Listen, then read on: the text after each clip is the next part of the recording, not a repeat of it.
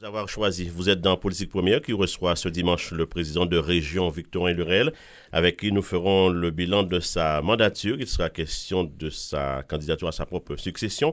Nous reviendrons également sur le dossier de l'eau et des sujets liés à l'actualité. Victorin Lurel, bonsoir. Et Bonsoir. merci d'avoir Bonsoir à répondu tous. à notre invitation. Tout d'abord, c'est jour de fête aujourd'hui. C'est la fête des pères, mais aussi fête de la musique, événement créé par un de vos camarades, l'ancien ministre de la Culture, Jacques Lang, il y a quelques années. Jouez-vous vous-même d'un instrument ou y a-t-il un courant musical ou un style qui vous plaît particulièrement?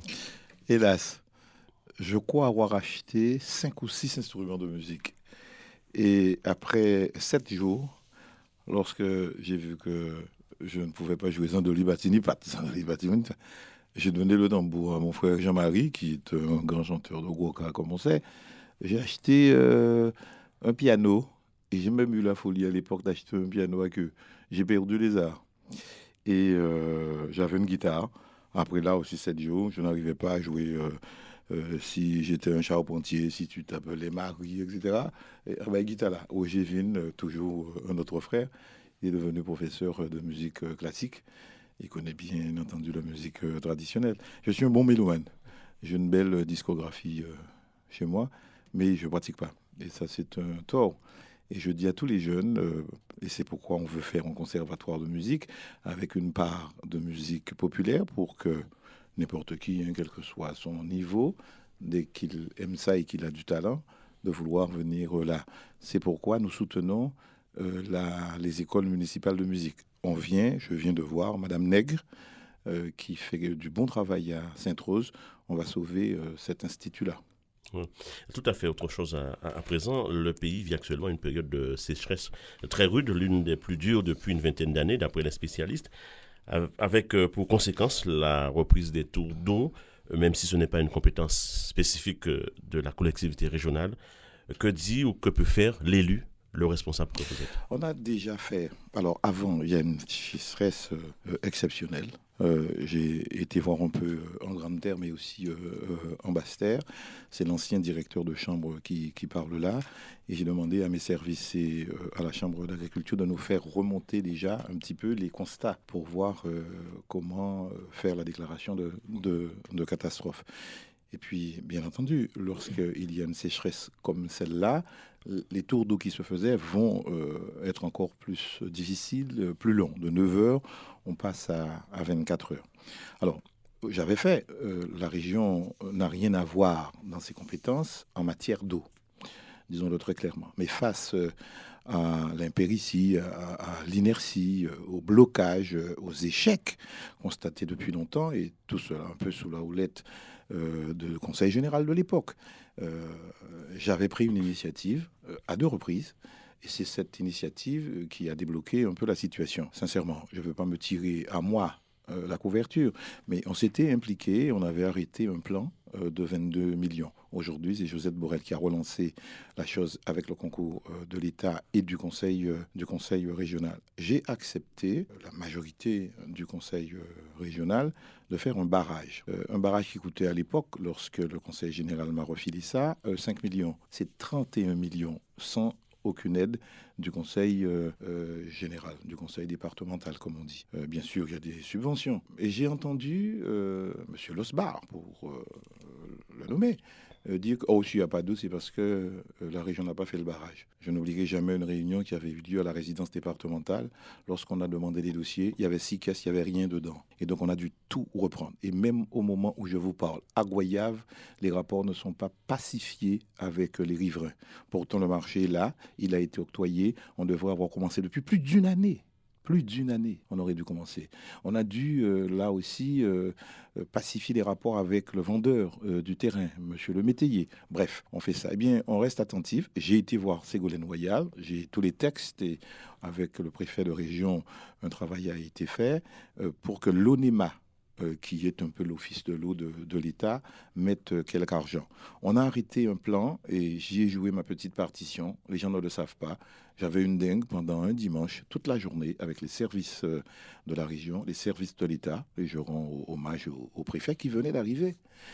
On a mis au point le dispositif qui est aujourd'hui celui-là même qui est respecté pour remonter le SIAG, Au-delà. faire un syndicat unique de l'eau et à terme, en laissant la liberté à chaque agglo de pouvoir venir, de faire un syndicat qui s'occuperait aussi de distribution. Cela étant dit, je ne suis absolument pas contre un service public de l'eau. Au-delà, vous comprenez le mécontentement, voire Bien l'exaspération de la population. Ah mais bien sûr, quand je dis ça, c'est pas pour me cacher derrière des compétences. Si j'ai pris cette initiative, c'était parce que je constatais qu'en face, rien ne se faisait. Comment voulez-vous que quelqu'un vous dise « je ne suis pas propriétaire des canalisations sous-marines des Saintes que j'ai une cagnotte d'une quinzaine de millions à l'Office de l'eau, qu'on vous dise le Conseil général investi, il n'y avait pas 1 centime, que vous avez 71 millions d'excédents, vous faites le lendemain une assemblée plénière, il n'y avait pas 1 centime affecté à l'eau. Alors quand je dis ça, c'est pas des comptes que l'on règle, c'est constater qu'il y avait des gens qui étaient très forts médiatiquement, mais que lorsqu'on discutait de dossiers, il n'y avait rien. C'était de la com et de la poudre aux yeux. Donc oui, je comprends que les gens ne soient pas contents. On fera tout pour que sur la mandature qui vient et le plus rapidement possible que tout soit réglé. Et je peux vous citer beaucoup de dossiers comme ça. Le déchet, le transport, la petite enfance, c'était un vrai sujet. Sur la politique de relance par l'investissement, c'était un vrai sujet. Et j'entends aujourd'hui toute honte bu ces mêmes personnes oublier leurs responsabilités et parce qu'il y a une élection régionale qui vient, faire comme s'il n'y était pour rien. Les meilleurs soutiens de cette majorité départementale de l'époque qui se transforment, si j'ose dire, en amnésiques et qui vous disent rien ne marche quelque part. Ouais, ce serait l'URL qui en serait responsable. Je prends ma part. Le pays me connaît. Lorsque ça va pas, je dis oui, ça va pas. Là, on pourrait être meilleur. Mais là, quand même, eh bien oui, on est très content que Josette Borel-Lincertin soit aujourd'hui la présidente du conseil départemental dans une coopération renforcée et plus que renforcée avec nous pour faire le mieux possible pour le pays de Guadeloupe. Réformer les canalisations, c'est plusieurs milliards d'euros. 600 millions, dit-on. 600 millions pour commencer. On va dire, aujourd'hui qu'il y a Josette Borel-Lincertin, vous serez à ses côtés. La région peut prendre sa part dans Oui, cette compétence-là. Oui, bien sûr, on l'est déjà. Ça se fait, j'allais dire, main dans la main avec une belle relation avec l'État, même si le président de la République, au Gosier, dans son allocution, a dit mettez encore plus d'ordre, on vous aidera. Ségolène Royal me l'avait déjà dit dans une réunion où on avait invité à sa demande et sur mon invitation, tous les élus directement responsables ou indirectement. Certains ne sont pas venus. Et vous voyez qui nous avait dit, Victorin, je suis prêt à faire ça, mais de l'ordre. On a mis de l'ordre. C'est vrai, ça peut être lent pour obtenir des résultats, mais on a mis de l'ordre. J'avoue que j'ai trouvé en la personne de Bernier quelqu'un qui a été très allant, très bienveillant, qui a compris l'urgence de la situation et qui a bien vu qu'il n'y a pas de sectarisme lorsqu'il s'agit de la Guadeloupe. Et on continue d'ailleurs à travailler, ce qui fait dire d'ailleurs beaucoup de choses. Non, on continuera. On a déjà fait plusieurs réunions. Le préfet fait sous son autorité toutes les réunions pour la réorganisation du SIAG. Nous, on continuera, la région sera bien là. Et moi, j'attends des conditions pour que 2 personnes à Guayave nous laissent travailler pour le pays. 2 personnes. Ça n'avait pas été fait avant. Eh bien, aujourd'hui, on doit se coltiner cette négociation-là. La Guadeloupe reçoit en eau de pluie plusieurs milliards de mètres cubes d'eau. Est-ce que vous comprenez que les Guadeloupéens se disent, bon, les élus n'ont rien fait pendant ces bien années-là? sûr que je comprends ça. Écoutez, je suis entré en politique pour une chose simple. Et on m'a dit, ouais, c'est pas de la philosophie politique, c'est pas de l'idéologie. J'ai dit, moi, je travaille pour les gens, pour le quotidien des gens. Avant qu'on me parle d'évolution institutionnelle, de collectivité unique, d'indépendance, de tout ça. Qu'est-ce qu'on fait pour les gens? Qu'est-ce qu'on fait pour les enfants de 0 à 3 ans? C'est une catastrophe. Qu'est-ce qu'on fait pour les personnes âgées qui ne peuvent même pas entrer dans les EHPAD? Qu'est-ce qu'on fait pour le traitement des déchets? Qu'est-ce qu'on fait pour l'eau? Et puis aujourd'hui, ça nous a un peu pété à la figure, disons-le très clairement. Moi, j'y arrive. J'aurais pu, mesdames et messieurs, demander une habilitation, comme je l'ai fait pour d'autres sujets. J'aurais pu le faire. Bon, qu'est-ce qu'on aurait dit? Vous voyez, Lurel a un appétit de pouvoir, c'est peut-être un dictateur, comme j'entends, et que j'ai dépouillé les agglos et le département de ses compétences. Le conseil général, jusqu'à la fin, était responsable des équipements publics ruraux, de l'hydraulique agricole, et reste encore propriétaire d'une partie des réseaux. Et on a passé des marchés à la Générale des Eaux, des marchés à la Nantaise des Eaux, dans des conditions que l'on peut, que l'on sait. Bon, bref. Et puis aujourd'hui, on vient dire c'est l'autre collectivité. Et là, se développe un argumentaire pour dire, vous voyez, à deux assemblées, ça ne marche pas. Il faudrait donc qu'il y ait une collectivité unique. Peut-être, mais en tout cas, le foutoir que l'on voit, pardonnez-moi d'être un peu vulgaire, que l'on voit, c'est l'impéritie, c'est l'irresponsabilité de certains, et qui aujourd'hui ont tout oublié et me font porter un chapeau. J'assume ce qui m'appartient, ce qui appartient à la région. On sera aux côtés de Josette Borel-Incertain, du SIAC, des communes et des agglos. À l'époque, vous avez signé avec le conseil général de l'époque un plan pour une structure de production unique.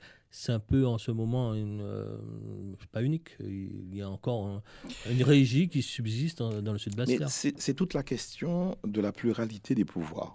Vous avez 5 ou 6 autorités qui sont compétentes, c'est les agglos, les communautés de communes, certains syndicats, et qui tiennent à leur pouvoir. C'est la raison pour laquelle j'avais fait ces 2 réunions. Et puis la dernière qui a été concluante à la préfecture, un certain dimanche soir à 18h30, où on a dit, OK, on fait, comme le proposait le président Lurel, un syndicat de production unique, mais qui va évoluer aussi peut-être vers un syndicat de distribution unique. Voilà. Et puis, ça prend du temps, je l'avoue. Mais il y a eu une réunion il n'y a pas 10 jours. Il n'y a pas 10 jours, avec le sous-préfet M. Vivière, avec le préfet de région, avec tous les élus, pour dire voilà comment on a évolué. Eric Jalton et les autres étaient là. Bon, voilà, ça marche. Évidemment, entre-temps, vous avez des tours d'eau, vous avez des tuyaux pourris. Des canalisations donc qui ne sont pas en norme. C'est 600 millions. Comment on le fait? J'ai demandé 30 millions à l'ONEMA, ce fameux office de l'État, pour dire que l'argent que vous mettez, c'est 27 millions pour tout l'outre-mer, c'est pas suffisant. Et vous le mettez d'ailleurs sur l'assainissement, simplement pour ne pas être condamné par l'Europe. Parce que lorsque vous ne respectez pas les normes, notamment dans les stations d'épuration, vous êtes condamné par l'Europe, et très lourdement. Bon, donc nous voulons, la Guadeloupe veut, de l'argent sur l'eau potable. Donc avec l'effet multiplicateur et l'effet de levier, comme on dit, on peut mobiliser 100, 300 et quelques millions. Je m'étais épuisé, messieurs, à demander à mon ami Gillot de faire un emprunt. Voilà, une assemblée qui était très peu endettée, et qui se permettait de dégager des excédents. Ça veut dire que vous n'avez pas soutenu l'activité, vous avez des impôts très élevés et vous dégagez des excédents. Ça veut En tout dire... cas, c'est fait et ça va être fait. En tout cas, l'emprunt demandé là, ça va être fait, puisque Mme Oui, Borel a annoncé sa volonté. Mais ça a été l'objet de la campagne, de dire on ne peut pas avoir une assemblée qui se targue d'être bien gérée.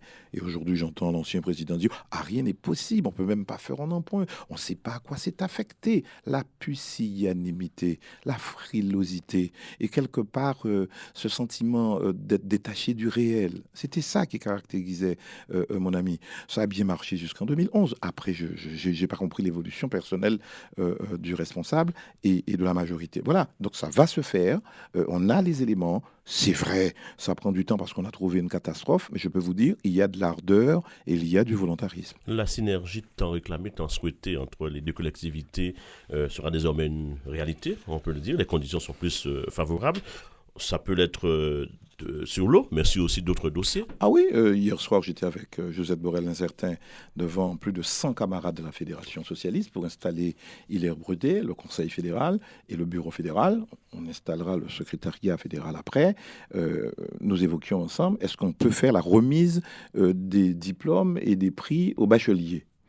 aux bacheliers, ce que je n'ai jamais pu faire. Petite chose symbolique, de dire que on remet des prix du Conseil général. Ce sont des lycées. On aurait pu dire, ce sont nos lycées. Non, depuis longtemps, le Conseil général a fait du travail en matière de prêt d'honneur. Moi-même, j'ai eu à l'époque un prêt d'honneur que j'ai remboursé. Bon, voilà, c'est très bien. On va le faire ensemble, peut-être à la résidence départementale du Gosier. Nous aurions pu montrer plus de signes. Et chaque fois qu'on parlait d'un mot que j'avais moi-même inventé, la synergie, Josette maintenant dit coopération renforcée, pour bien montrer, si j'ose dire, qu'il y a un changement de philosophie et de vision.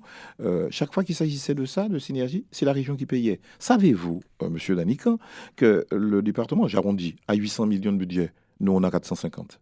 Et pourtant on fait nettement plus. En termes de soutien à l'investissement, regardez ce qui se fait.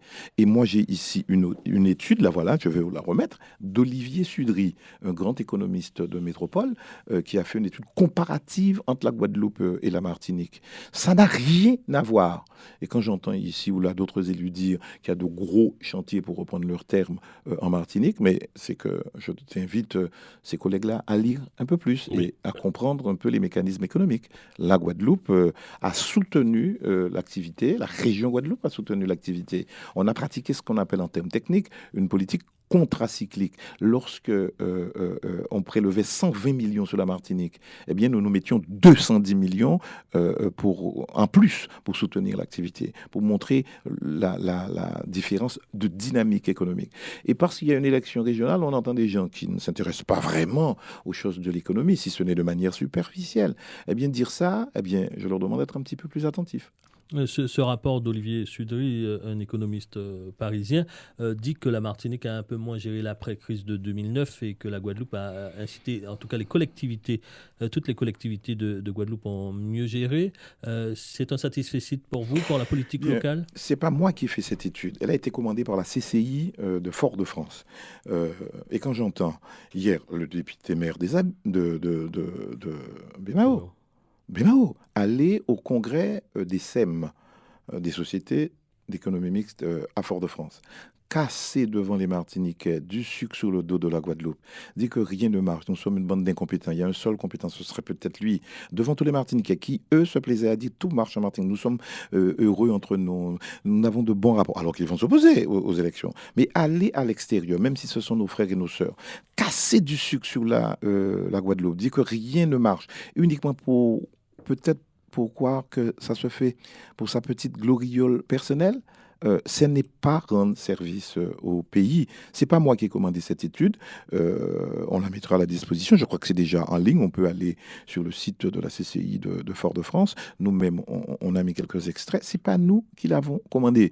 Et ils sont presque, non pas envieux ni truc, mais ils reconnaissent que la Guadeloupe travaille. Allez demander à quelques chefs d'entreprise de la Martinique. Vous allez voir. Vous dites, président Luel, vous avez travaillé avec votre équipe. Et quand j'entends les gros chantiers, eh bien, c'est 210 millions, dont 170 pour Bainbridge. C'est le lycée de Port-Louis. C'est le Memorial Act. C'est l'université à Basse-Terre, le site de Basse-Terre. Tout à l'heure, c'est la Boucan à plus de 85 millions. Bref, c'est un ensemble de gros chantiers. Le barrage de Moreau qui sera à 31 millions. Et on peut prendre des choses comme ça. Et quand j'entends sur la politique de la formation, là, je suis fier. On n'a jamais fait autant de formation en Guadeloupe. Plus de 9000 stagiaires. Au point qu'il y a des formations, une offre de formation qui ne trouve pas preneur. Faire 3 écoles de la deuxième science, uniques en France et en Europe, c'est en Guadeloupe que l'on fait ça. Comme le Memorial Act, le pays est rayonnant et a une image positive. Alors qu'il y ait ici ou là, c'est vrai, des choses, que le chômage ici, compte tenu de nos caractéristiques sociodémographiques, des problèmes, on le reconnaît, il n'y a pas de souci. Mais est-ce la région qui est seule responsable de la politique économique? C'est une compétence d'État. Et qu'a fait le département? Qu'a fait la ville de Bémao, tiens, pour faire de gros chantiers? Quel est le gros chantier véritablement qui a été fait? Un gros chantier avec la ville la plus riche, qui a le plus d'impôts en Guadeloupe, avec des taux d'ailleurs qui sont considérables. Lorsque j'entends que le modèle économique serait cassé, qu'est-ce que ça veut dire un modèle économique? Bon, très bien, on peut en discuter.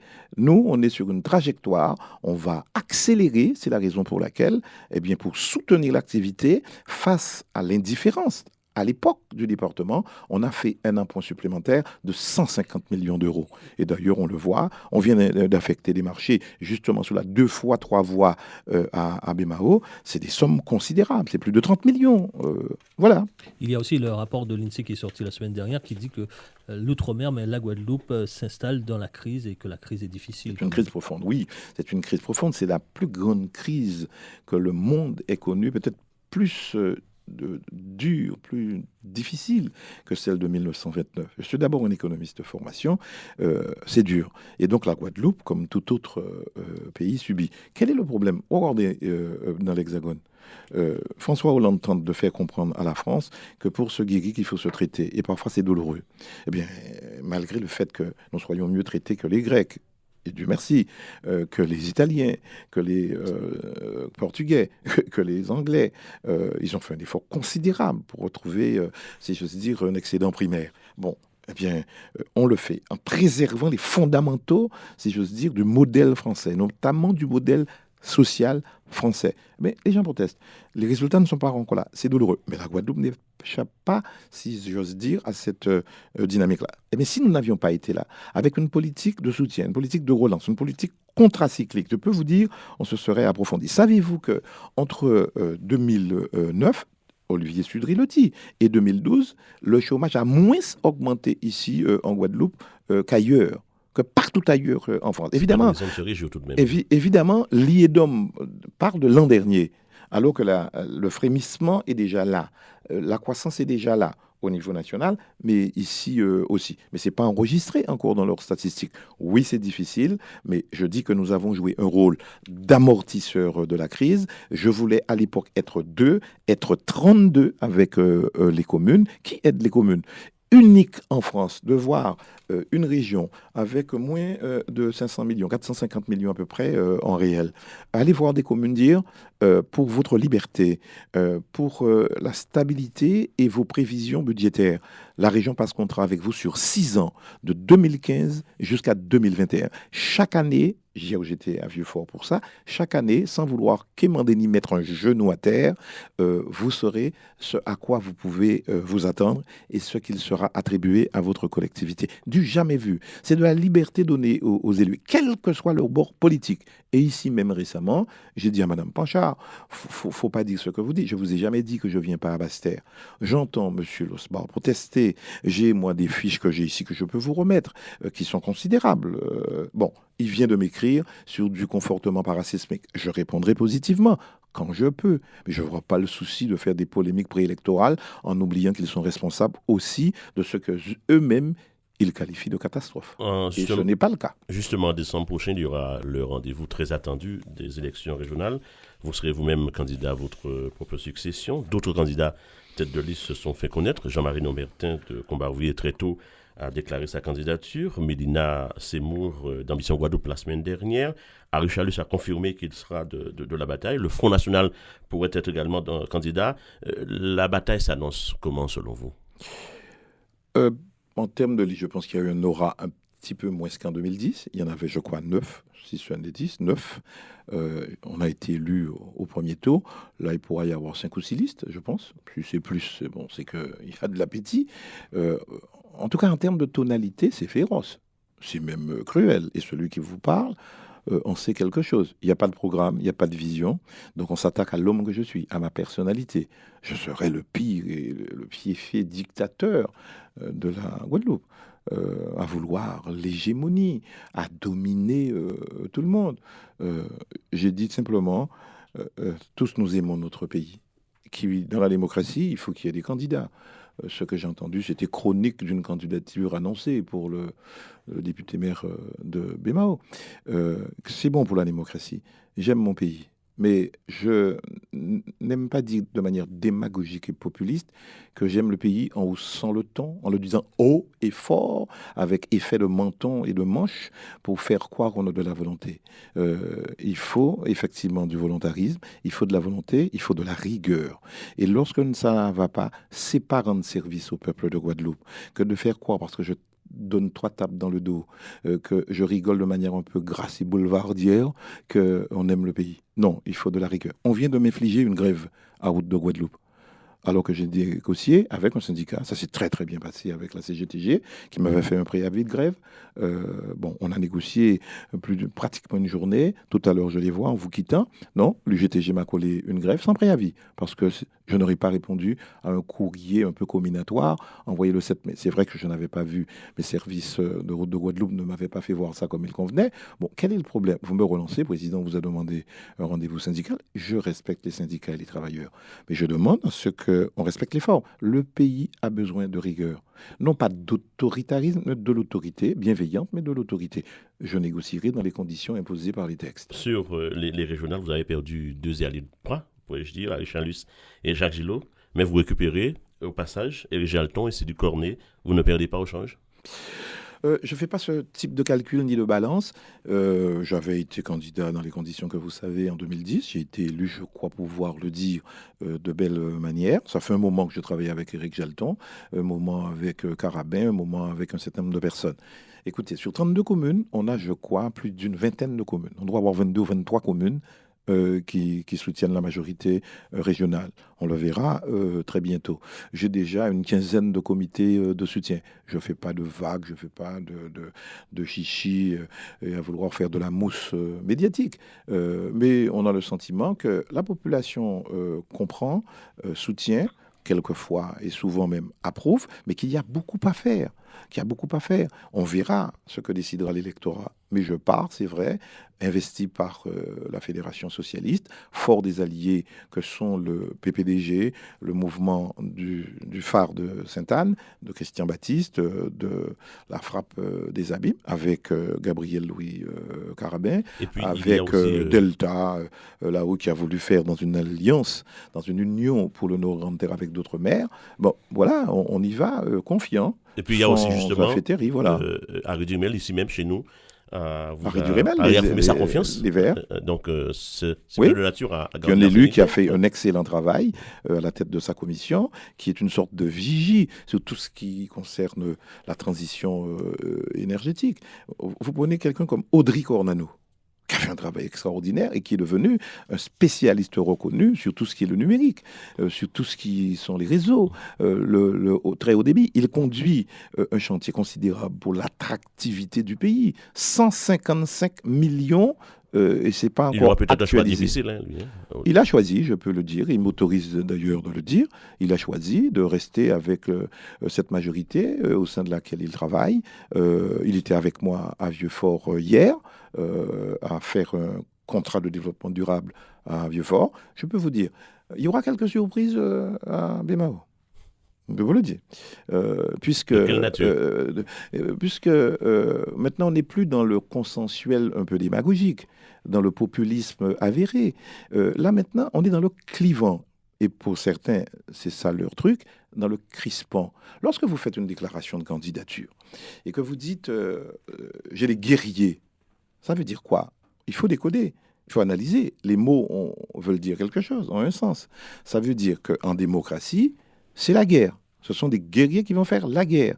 Donc je serai un ennemi et pas simplement un adversaire politique. Il faut maîtriser ses mots et ses nerfs. Dire ça, c'est grave. Il faut peser et sous-peser avant de l'ouvrir. Et là, j'avoue que je suis un peu étonné. Lorsque vous créez une contre-coalition, entendez le mot, une contre-coalition, c'est contre qui? Contre la Guadeloupe? Moi, je suis contre personne. Je dis que M. Chalus a parfaitement le droit d'être candidat et j'attendais sa candidature. Vous voulez que je vous dise qu'en confidence, je l'ai vu à peine quelques jours avant l'élection de Josette Borrell l'incertain. Il m'a juré qu'il ne serait pas candidat contre moi et que son temps, c'est 2021. Il l'a dit à Josette, il l'a dit à beaucoup de personnes. Mais c'est son droit. Il me l'a même dit à l'Assemblée nationale. Il m'a dit, tout derrière, ce roi mettait Jaco président encore. J'ai dit, si Jaco demande, on verra. Il a refusé l'alliance que je lui ai proposée sur plusieurs élections. Et puis, il y a une chose qui peut étonner. La presse ne s'est pas intéressée à ça. On a gagné de belles manières. Guadeloupéens a refusé une alliance. Ils ont été au combat. Ils ont accepté un match. Ils ont perdu. Et puis, s'étonne, ils me méprisent et ils me piétinent. Comme si on accepte un match qu'à une seule condition, c'est de la gagner. Eh bien, pourquoi Jacques Gillot a-t-il déclaré sans discuter qu'il fait une liste en se cachant derrière les mots, en sachant que c'est Chalus qui travaille pour lui, peut-être pour demain être président du conseil régional, si par malheur il devait nous battre. Non, il aurait pu dire nous sommes de la gauche, on ne s'est pas entendu sur les cantonales, est-ce qu'on peut discuter sur les régionales et peut-être demain d'autres élections, les présidentielles, législatives et sénatoriales? Non, il a déclaré la guerre avec des guerriers, M. Chalus, puisque c'est le porte-drapeau de cette coalition hétéroclite. Voilà. Alors comment voulez-vous marier des contraires, des incompatibilités, à faire une sorte de, comment vous dire ça, une sorte de mauvais migrant. Le migrant, c'est bon, hein, mais il y en a de mauvais. Une sorte de soupe à Congo, c'est bon aussi, mais là, c'est de mauvais. Bon, comment voulez-vous ne pas créer du désordre, de l'instabilité, de l'anarchie, lorsque vous mariez sur une même liste Michaud Chevry, Lucette, Marie-Luce Panchard, Chalus, Arbaud, et Losbar, bref, anti-Lurel. La seule chose qui les unit, c'est la haine de Lurel.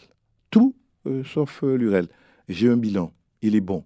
J'ai une vision, elle peut être discutée, mais elle existe. J'ai une stratégie et une trajectoire. Mon bilan sera jugé au trébuchet de l'électorat. Mais je pars avec quelque confiance parce que je sais que je suis revenu dans mon pays pour servir. J'avais dit, et c'est vrai il y a longtemps, j'aurais fait 2 mandats. Je fais 1 mandat et demi. 9 ans. C'est pas 12 ans, je fais 9 ans. 9 ans avec Lurel, 2 ans avec Josette Borrell, l'incertain. Bon, je dis, bon, ok, le parti m'investit, on repart au combat, et ce sera mon dernier combat, parce qu'il y a encore de belles choses à faire. Et je viendrai, si vous m'invitez, exposer encore ce programme-là. Il y a à travailler, il y a à se comprendre, il y a à se respecter, et non pas engager je ne sais quelle guerre pour la plus grande gloire de quelqu'un qui se croit le sauveur suprême. Vous avez revêtu l'armure de l'homme politique en campagne, mais au-delà, l'homme doit être quand même touché. Il y a des amitiés de 30 ans, des amitiés de 2010. De peu près 25 ans. 30 ans, c'est un peu Balladur et Chirac. Je l'ai dit, j'ai entendu Jacques Hillot, qui reste mon ami, dans ma tête, il reste mon ami, dire qu'il n'a jamais été mon ami. Donc ça avait été un peu hypocrite. Il m'a rendu service, je l'ai dit partout depuis 95, je l'ai dit.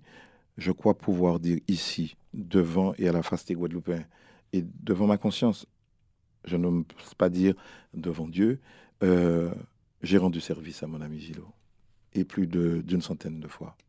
Et récemment encore, en n'allant pas dans sa campagne, j'ai fait ce qu'il fallait faire, et encore toujours, et il le sait, et c'est de quoi je parle. Et donc, entendre dire que c'était hypocrite, il n'a jamais été mon ami. Oui, ça m'a blessé, ça m'a fait mal, vraiment. Henri Chalus était sur ma liste, dernier sur ma liste. Aujourd'hui, je serai le pire des candidats, et que je serai le pire des dictateurs, et que je n'aurai pas de vision. Bon, très bien, je peux comprendre ça. Peut-être parce qu'il y avait une stratégie qui consistait à garder Jacques Gillot au Conseil général pour être mieux soutenu pour une aventure régionale. Ce n'est pas le cas, donc il se déchaîne. Très bien, mais c'est la démocratie. On va se présenter devant le peuple, simplement, j'espère, dans les meilleures conditions, dans le respect des formes et des personnes. Éviter de faire du Lurel bashing matin, midi et soir. Messieurs, j'ai été vilipendé le 13 avril 2014 par Jacques Gillot, ici même. Le 8 février 2015, ici même et ailleurs, sur une autre radio. Récemment, avec vos confrères d'une autre radio, je n'ai jamais répondu. Je n'ai répondu que chez votre confrère, avant-hier, M. Massico. On ne m'a jamais entendu sur ce querelle-là, ni sur Mathiazin, ni sur Gillot, ni sur Chalus. On me tape dessus depuis longtemps. Je travaille. Et chaque fois que vous me voyez passer en radio et en télévision, c'est pour parler de l'université qui était gravement en danger. J'ai cherché certains. Ces sénateurs-là étaient absents au Sénat. J'ai hérité d'un dossier. J'ai dû me battre seul contre les indépendantistes martiniquais, contre l'UMP et contre des gens qui avaient oublié leur signature en Martinique. J'ai fait le job. Et aujourd'hui, certains professeurs, enseignants, étudiants peuvent dire que Victorin Lurel, sans vouloir me tresser je ne sais quelle couronne, a fait son job. Le cyclotron, on s'est battu. Et je trouve un député maire de Guadeloupe pour aller là-bas, dire que nous serions les pires des pires. Non, on a l'orgueil de ce que l'on est. Même si en famille ici, on lave le linge sale, ayez l'orgueil et si j'ose dire de son pays, garder sa dignité lorsque vous êtes ailleurs. On a fait notre job et on continue. Et je peux vous citer moult dossiers sur lesquels j'aurais aimé avoir trouvé des gens, et pas simplement des gens qui font des communiqués ou qui posent des questions pour dire, vous voyez, je suis populaire, ou je bâtis une popularité sur des sondages un peu bidons. Voilà ce que je peux vous dire. Sur vos rapports avec Jacques Hillot, c'est vrai qu'aujourd'hui, ce n'est plus le grand amour, c'est même le divorce. Mais n'est-ce pas excessif de vouloir soutenir Cornet juste peut-être pour punir Jacques Hillot? Non, parce que c'est quelqu'un qui a fait un travail et qui a prouvé qu'il a une audience. Mettre en ballottage le président du Conseil général sortant, l'homme tout-puissant, qui, comme il disait lui-même, le grand leader du pays, l'homme qui domine le gosier depuis longtemps, monter à 43% des voix seul. Dites ce que vous voulez de cet élu, c'est un élu et qui a donc de l'audience. Alors qu'ils doivent qu'ils prennent de la bouteille, bon, très bien, moi aussi j'ai fait mes classes. C'est digne de respect lorsque vous avez l'onction du suffrage universel, c'est clair. Et puisqu'on a dit que je l'ai aidé en sommet, je ne l'ai pas fait. Eh bien oui, j'ai dit, chez votre confrère Massico, j'aiderai Cornet. Parce qu'il fait du travail, il a sa vision à lui, sa sensibilité à lui. Il travaille, vous avez vu son évolution depuis son entrée en 2010, beaucoup plus, sage dans ses interventions, pondéré et constructif. Et donc, je vais depuis se rapprocher de vous. Mais je ne suis pas le père de Cornet, mais sincèrement, c'est un élu qui prend de l'épaisseur et qui travaille. Pourquoi voulez-vous que je lui refuse quand mon ami dit qu'il n'est plus mon ami? Gillot reste mon ami. Bon, je ne vais pas jouer les amitiés un peu bélantes et pleurnichardes, mais il reste mon ami. On a un divorce politique parce qu'il a refusé une alliance. Il a perdu et il devient revanchard et haineux. Très bien, je ne mange pas de ce pain-là. Voilà, Henri Challus, je respecte quand je vois Challus. Nous parlons très bien, je n'ai pas de problème. Je dis qu'il peut du mal de sa personne. Mais se faire passer pour un sauveur suprême, qu'on a tout réussi à Bémao. Allez demander au cadre de Bémao, vous m'entendez? Allez demander au cadre de Bémao, quelle est leur souffrance? Pourquoi il y a un tel taux de turnover, comme on dit, des gens qui veulent partir et respirer autrement. Demandez-leur. Allez demander à Jarry, nous qui faisons le job à Jarry, et notamment lorsqu'on s'approprie le travail de la région sur le segment Welbourg-Moudong, on fait du sport le soir, c'est le travail de la région. On m'a même pas demandé mon avis, alors que c'est une route régionale. On l'a pas demandé. Lorsque vous faites ça, vous commencez à dire. Lorsque vous avez quelqu'un qui vous dit je suis ni droite ni gauche. Vous êtes parmi les radicaux de gauche à Paris. Vous votez tous les textes du gouvernement. Mais ici, vous dites du mal. Mais vous faites des selfies avec Manuel Valls. Lorsque vous êtes ici, vous êtes à Guadeloupe-Unie. Mais je ne suis ni droite ni gauche. J'ai du mal à comprendre ça. Et vous mettez sur une liste simplement parce qu'il donne des garanties d'anti-lurélisme et vous croyez que c'est un programme pour le pays? Je m'interroge. Et je crois que le peuple guadeloupéen, je le crois, est assez lucide pour faire la part des choses. Votre adversaire est déjà tout désigné, Henri Challus? Tous les autres adversaires sont dignes d'intérêt. Une élection n'est jamais gagnée d'avance, très sincèrement. Elle n'est pas perdue non plus, mais je pars, c'est vrai, confiant, fort d'une alliance cohérente avec le PPDG, comme je l'ai dit, avec la Frappe, avec les Verts, avec le Phare, avec Carabin, avec un certain nombre de personnes du Nord-Grande-Terre, bref, avec beaucoup de maires. Nous partons confiants, avec un programme qui est en construction, c'est bien, avec des propositions qui viennent de partout, être pleinement dans le 21e siècle. Un pays modernisé, mais qui ne renonce pas à ses racines. Être encore davantage, c'était mon slogan, au service du quotidien des Guadeloupéens. Contribuer à leur bonheur. Et pour cela, mettre les mesures appropriées. Et ne pas avoir la main fermée, dire j'ai un excédent. Ou alors, toujours en communiquer pour s'approprier le travail des autres. Et dire j'ai fait, en ayant un discours un peu populiste et croire que c'est bon. Oui, je m'adresse à celles et à ceux qui ont piétiné ma personne, mais j'ai l'habitude, vous savez. Ça fait ma troisième élection régionale. Avant, j'étais sur les listes de Jalton et d'autres. C'est une liste conduite par Gillot. Michaud nous avait étrié. Bon, très bien, j'ai l'habitude. Donc c'est pourquoi je suis assez serein et calme sur ça. Je ne réponds pas toujours, quoi. Là, il faut me donner une petite occasion. Dans votre bilan que vous jugez bon, vous avez versé, il voit notamment pour la formation professionnelle une défaillance. Alors, vous savez, ça c'est la ritournelle de tous. Vous leur demandez précisément l'information, quoi précisément? Ah, il n'y a pas assez de formation. Je leur dis, venez voir.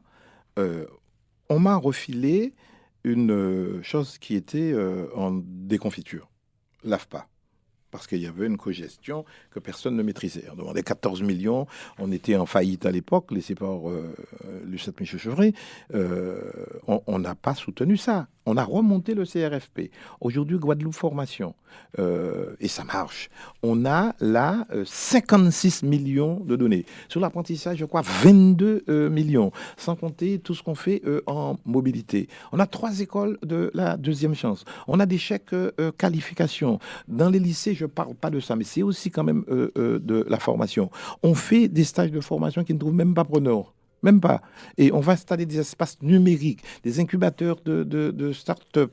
Bref, pour les jeunes, on a fait un effort considérable. Et s'il y a une chose que je réclame, je dirais de manière haute, lucide et conséquente, c'est la formation. Évidemment, lorsque vous avez des chômeurs, des jeunes qui ont quitté l'école, avec tiens, le recteur, on va faire des micro-lycées. Il veut faire un seul à Carnot. On a du mal à dire que c'est Carnot définitivement. Ça peut être dans l'école de la deuxième science du moule, l'une des plus grandes de France. Les gens qui disent ça, c'est qu'ils ne connaissent pas les résultats. J'ai ici, cher monsieur l'ancien, le bilan que je peux vous laisser et vous vérifierez si c'est de la propagande que je fais ici là. Je peux vous laisser ça parce que je suis venu armé de documents avec des chiffres. Bon, non, je suis assez fier de ça, en sachant qu'il y a encore beaucoup à faire. Je fais une université des métiers, la deuxième de France après celle de Rennes. Ça a coûté 35 millions. On fait un conservatoire de musique, de danse et de théâtre. Évidemment, c'est long, tout ça, mais c'est plutôt pour la jeunesse. Je viens dans les politiques de la ville. La région est là, partout. Évidemment, vous avez un tel flux que vous ne pouvez pas répondre. Mais si les autres faisaient, par exemple, les emplois d'avenir, il y en avait 1500, j'étais ministre. Josette Borrell, l'incertain ici, en a fait près de 900. Vous m'entendez? 900 sur 1500. L'État paye 75% et nous, région, on met 25%. Combien a fait le département du temps de Jacques Gillot? Dites-moi un chiffre. Enfin, je vous le dis. 125. J'ai supplié, j'ai presque pleuré pour dire, mais non, on doit être exemplaire, Jaco, fais ça. Eh bien, non, 125. Eh bien, voilà. Je prends un autre cas. Manuel Valls vient d'affirmer, nous allons donner 4 000 € aux petites entreprises pour recruter leur première embauche. Est-ce que la Guadeloupe sait que depuis 2005 ou 2006, on fait les emplois dits tremplins? On donne 12 000 €, plus que l'État, plus qu'aucune région de France. Et je demande, et j'ai demandé à ma majorité de vérifier ça, est-ce que c'est compatible? Moi, je veux qu'il soit compatible. Ça veut dire qu'on donnerait 16 000 € à une TPE, à une PME de la Guadeloupe pour embaucher des jeunes. Voilà.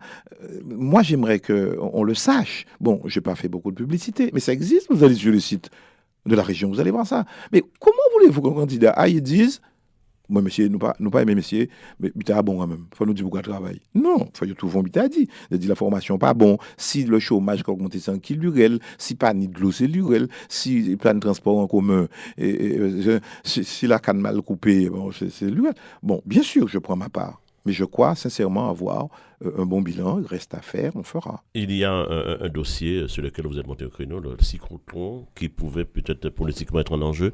Et là, vous étiez prêt à vous fâcher avec vos amis politiques pour l'obtenir finalement? C'est une question d'impératif sanitaire guadeloupéen. Et lorsque moi, on est venu me voir et j'ai vu des personnes malades se produisant parfois sur vos antennes, ensuite une pétition de plus de 25 000 signatures, de l'argent qui avait été donné à la Martinique depuis 8 ans et qui a servi à combler le déficit du CHU de la Ménard, lorsque l'on sait que la technologie a évolué et que les gros cyclotrons de 18 mégaélectronvolts qui coûtent entre 18 et 20 millions d'euros, alors qu'un petit à 11 mégaélectronvolts, celui-là même que nous voulons construire, ne coûte qu'entre 8 et 10 millions, je n'ai pas hésité. Oui, j'ai dû parfois m'expliquer avec mes amis de la Martinique. Oui, il y a eu un lobbying contre nous. Oui, le président de la République a affirmé quelque chose en Martinique que je n'ai pas aimé. Je respecte le président de la République, mais je crois pouvoir dire que j'ai d'excellentes relations amicales avec lui. Il a rectifié au gosier. Et oui, si on n'avait pas été là, on perdait ce cyclotron-là. Nous aurons notre cyclotron, quelles que soient les difficultés. Nous voulions une université, on s'est battu. Politiquement, le président a compris. J'avais le sentiment qu'au ministère des Affaires sociales, après m'avoir collé un expert, le professeur Bourguet, je n'ai pas compris. Il a mangé avec nous avec plus de 20 personnes. Il nous a dit c'est l'avenir. J'ai un autre professeur que nous avons loué ses services, dont nous avons loué les services, le professeur Karcher, qui nous dit oui, c'est bien, ça sera même école, au point que la Polynésie française m'a demandé de leur envoyer le dossier. On le leur a donné gratuitement, parce que c'est aussi de la solidarité. Le président Fritsch de Polynésie française. Bon voilà, oui, nous aurons notre cyclotron, je le dis. J'aimerais que tous on se batte, non pas dans un combat nationalitaire ou identitaire contre mes amis de la Martinique, mais ils ont leur intérêt, nous avons le nôtre. Et je veux pas, c'est vrai, je suis malheureux lorsque j'entends un député de la nation représentant la Guadeloupe aller en Martinique dire du mal de nous. C'est là qu'il va gagner son élection régionale. Non, je n'aime pas ça et je le dis à la face de la Guadeloupe. Justement, il y a un autre dossier sur lequel vous êtes monté au créneau, celui de l'université. On a le sentiment peut-être là, c'est encore relancer la rivalité inter-îles où vous mettez la préférence et vraiment vous dites que là, c'est la Guadeloupe d'abord. Je ne dis presque jamais ça. Je connaissais la belle petite formule que nous disions lorsque nous étions plus jeunes. Peut-être pas forcément. On disait un certain nombre Guadeloupéens, Français peut-être d'accord, mais Guadeloupéens d'abord. Cette forme d'enfermement, je n'aime pas trop. L'université, ici, la plupart des professeurs étaient pour une université de Guadeloupe. Je leur ai dit courageusement, c'est pas mon option. Nous devons rester avec la Martinique. Mais défendez vos intérêts. Faites-moi des propositions d'autonomie. J'ai participé avec d'autres, et les professeurs peuvent le dire, à la rédaction de l'autonomie. On est sorti, je crois, à 4 heures du matin au Rézé, la Cité des métiers, avec des professeurs, avec un certain nombre d'experts. On a rédigé. Et c'est nous qui avons rédigé pour Madame Fioraso, ma collègue de l'époque. Nous avons rédigé ça. Et donc, lorsque j'ai vu que ce que j'avais signé avec mes collègues de la Martinique n'était pas respecté, j'ai respecté l'engagement que j'avais pris avec les professeurs, avec les syndicats de l'université, avec les étudiants. On a défendu ça avec ardeur, mais je crois avec respect, et je crois que la Martinique l'a compris. Évidemment, on a eu d'autres problèmes. Il y a eu des réseaux. On m'a traité de toutes sortes de noms en Martinique. Je crois que les Martiniquais ont compris, y compris les élus, que je n'étais pas contre la Martinique. J'ai dit simplement que nous avons plus de surface. Lorsqu'on me sucre, on fait disparaître 10 000 mètres carrés, notamment de Saint-Claude et de l'ESPE, l'ancienne école normale, fait par le Conseil général de l'époque, et que ça ne figure pas dans les budgets, je suis malheureux, je le dis et je réclame. Et nous avons obtenu. Le président est venu au gosier en disant « Je donne une rallonge de 750 000 euros. Je sais ce que j'ai dit à l'Élysée pour obtenir ça. Je défends mon pays, j'aime mon pays. » On peut ne pas peut-être aimer le style, mais dans le respect, il faut un petit peu de fermeté pour obtenir quelques résultats. Et je crois pouvoir dire qu'on a quelques résultats. Rapidement, cet antagonisme Guadeloupe-Martinique, est-ce que ce n'est pas dû à votre passage à la rue Oudinot ? Bon, on a dit qu'il y a trop de ministres d'origine guadeloupéenne. On a dit ça un peu partout. Je ne crois pas. J'étais un ministre équilibré. Je disais équidistant entre les territoires. Quand vous êtes ministre, vous devez servir également tous les territoires et oublier un petit peu vos origines. J'ai eu à dire à mon ami Serge Letchimy, Serge, j'ai été président avant toi, je suis redevenu président. C'est ma 9e année de présidence. Je suis président de région, je défendrai les intérêts de mon pays. Et je crois que tous deux nous sommes intelligents. avant d'avoir des conflits ou des différends, eh bien, voyons-nous pour en discuter. Il avait trouvé 11 points, moi j'en ai trouvé 18. Il est venu ici, je suis allé en Martinique, j'ai été d'abord d'ailleurs, ça s'est très bien passé. Là, c'est dans la franchise et dans la volonté d'aboutir qu'il faut travailler. C'est pas en faisant le truc, en ne disant pas la politique de l'autruche. Et puis, ça vous saute à la figure après. Je crois pouvoir dire que les Guadeloupéens peuvent avoir confiance. Lorsque je défends la Guadeloupe, je veux le faire de belle manière. Non pas de manière arrogante ou suffisante, de belle manière. Donner une image d'un pays positif, d'un pays qui sait voir que la bouteille est plutôt à moitié remplie, pas à moitié vide, sans pour autant être béat, sans pour autant ne pas voir les difficultés, les fins de mois difficiles des uns et des autres, mais être là, présent, à répondre, et être au quotidien avec les gens. C'est ça mon job depuis quelque temps, depuis 9 ans. Merci, ce sera le mot de la fin, Victor Edouel. Merci une nouvelle fois d'avoir répondu à notre invitation. Nous en étions à notre dernier numéro de la saison, Politique Première. On revient à la rentrée prochaine, Olivier, avec en perspective bien évidemment les régionales. Les régionales qui ont déjà débuté, qui vont s'amplifier à partir de septembre. Et juste un dernier mot, Claude, très bonne fête des pères. Mais merci à vous aussi. Merci, bonne fête des pères aussi.